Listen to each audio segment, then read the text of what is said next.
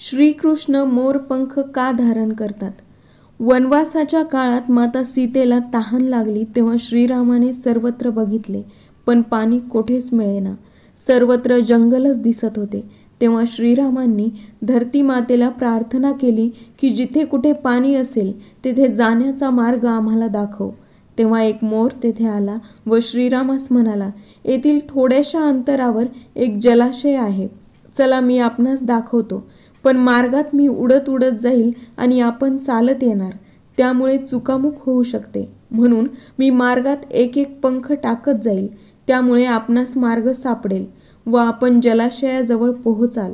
ठरल्याप्रमाणे मोर आकाशात उडू लागला व आपला एक एक पंख तोडून जमिनीवर टाकू लागला. त्या पंखाच्या आधाराने राम, लक्ष्मण व सीता चालत चालत जलाशयाकडे निघाले. जलाशयाजवळ ते पोहोचले तेव्हा तो मोरही त्यांच्या समोर आला. त्याच्याजवळ जाऊन रामाने पाहिले तर मोर अगदी मरणासन्न झाला होता. राम म्हणाले, हे मयूरा, तू थोड्या वेळापूर्वी तर अगदी उत्तम होता, मग असे कसे झाले? मोर म्हणाला, प्रभू, वर्षा ऋतूनंतर माझे सर्व पिसे झडतात व पुन्हा नवीन पिसे येतात, पण मनाविरुद्ध पिसे उपटून काढली तर माझा मृत्यू होतो. माझ्या बाबतीतही तेच होत आहे. प्रभू रामांना खूप वाईट वाटले. ते म्हणाले, हे मयूरा, तुझी काही शेवटची इच्छा आहे का? मी इच्छा पूर्ण करू इच्छितो.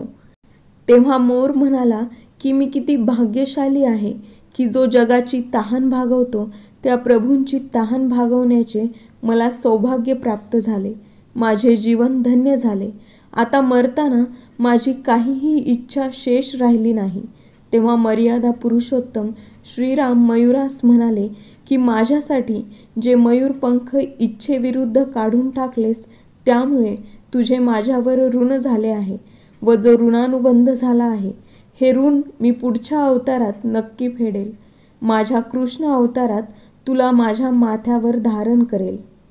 हे ऐकून अतीव समाधानाने मोराने आपले प्राण सोडले व त्यानुसार श्रीकृष्ण अवतारात प्रभूंनी आपल्या माथ्यावर मोरपंख धारण करून वचन निभावले व मयूराचे ऋण फेडले.